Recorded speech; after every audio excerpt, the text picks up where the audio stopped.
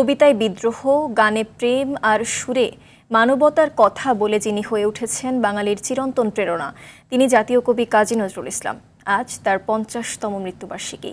প্রেম, দ্রোহ ও সাম্যের যে বার্তা তিনি রেখে গেছেন তা দেশের গণ্ডি পেরিয়ে বিশ্বমঞ্চে আরও ব্যাপকভাবে তুলে ধরার তাগিদ নজরুল বিশেষজ্ঞদের। বিস্তারিত মিশুক হাওলাদারের প্রতিবেদনে।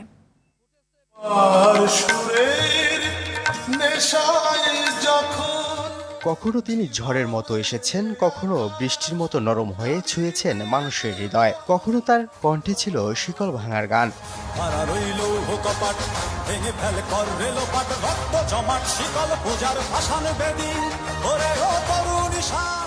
ছোটবেলাতেই বাবাকে হারান নজরুল। শুরু হয় সংগ্রামের জীবন। মাদ্রাসায় পড়াশোনার পাশাপাশি লেটুর দলে যুক্ত হয়ে গান, কবিতা ও অভিনয়ের সঙ্গে পরিচয়। সেখান থেকে ধীরে ধীরে তৈরি হয় তার সাহিত্যিক সত্তা।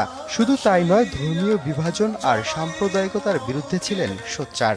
পৃথিবীতে যতদিন স্বাধীনতার জন্য মানুষ সংগ্রাম করবে ততদিন নজরুল প্রাসঙ্গিক। মানুষ যতবার অসাম্প্রদায়িকতার কথা বলবে, একটা অসাম্প্রদায়িক বাংলাদেশ গড়ে তোলার কথা বলবে, ততদিন নজরুল প্রাসঙ্গিক। মোরা এক বৃন্তে দুটি কুসুম, হিন্দু মুসলমান, মুসলিম তার নয়নমণি, হিন্দু তাহার প্রাণ। এই বাণী আপনি আর কোথায় পাবেন? কৈশোর পেরিয়ে যোগ দেন ব্রিটিশ ভারতীয় সেনাবাহিনীতে। করাচিতে অবস্থানকালে শুরু হয় নিয়মিত সাহিত্য চর্চা।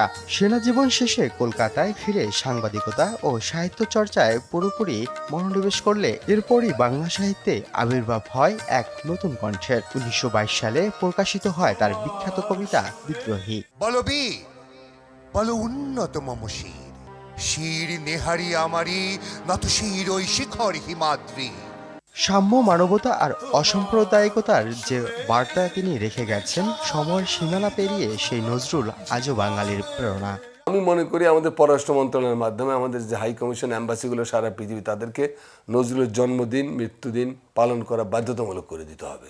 আর তরুণদেরকে স্টাইফেনের ব্যবস্থা করতে হবে, তাদের জন্য অর্থ বরাদ্দ রাখতে হবে, যে তারা নজরুল নিয়ে কিছু করতে চাইলে তাদেরকে এই বাজেটটা দেওয়া হবে। গবেষণা বাড়াতে হবে।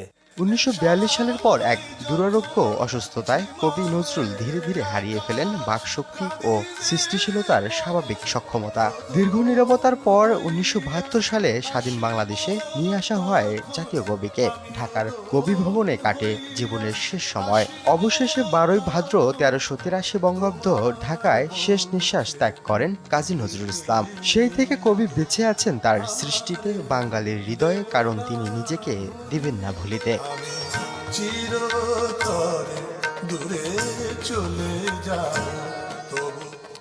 মিশুক হাওলাদার, RTV, ঢাকা।